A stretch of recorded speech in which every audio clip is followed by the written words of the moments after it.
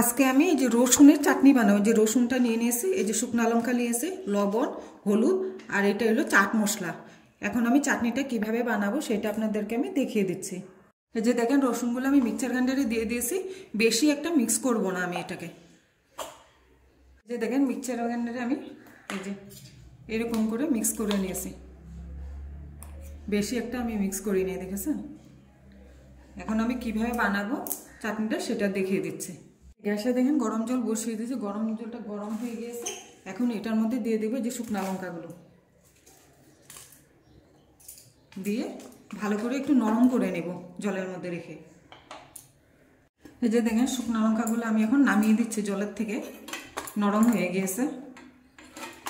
আমি একটা দেখিয়ে দিচ্ছি তাও। এই যে দেখেন নরম হয়ে গেছে। এখন এই শুকনো লঙ্কাগুলোকে আমি পেস্ট করে নেব। এই যে দেখেন শুকনো লঙ্কাগুলোকে আমি মিক্সচার গ্রাইন্ডারে মিক্স করে নিয়েছি। এই যে দেখেন কড়াইতে আমি সরষের তেল দিয়ে দিয়েছি, তেলটা গরম হয়ে গিয়েছে। এর মধ্যে আমি দিয়ে দেব এই যে পেস্ট করা রসুনগুলো।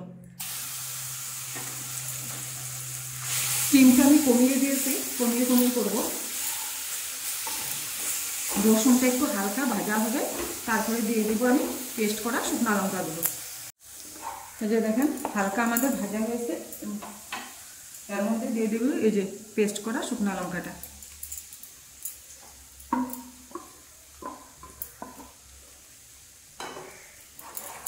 এখন রসুনের সঙ্গে আমি মিশিয়ে নিব। এখন আমার এই রসুনের চাটনির রেসিপিটা যদি ভালো লাগে তাহলে আপনারা লাইক করবেন, শেয়ার করবেন, সাবস্ক্রাইব করবেন। এটার মধ্যে এখন দিয়ে দিচ্ছি আমি এই যে লবণ, আর দিয়ে দিচ্ছি হলুদের গুঁড়া অল্প, দিয়ে আমি ভালো করে এটাকে মিশিয়ে নিব। স্টিমটা আমি কমিয়ে দিয়েছি, কমিয়ে করব চাটনিটা।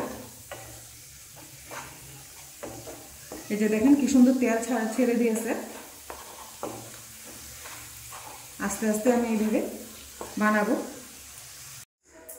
এই যে দেখেন কি সুন্দর হয়েছে আমাদের রসুনের চাটনিটা। এর মধ্যে আমি দিয়ে দেব এই যে চাট মশলাটা।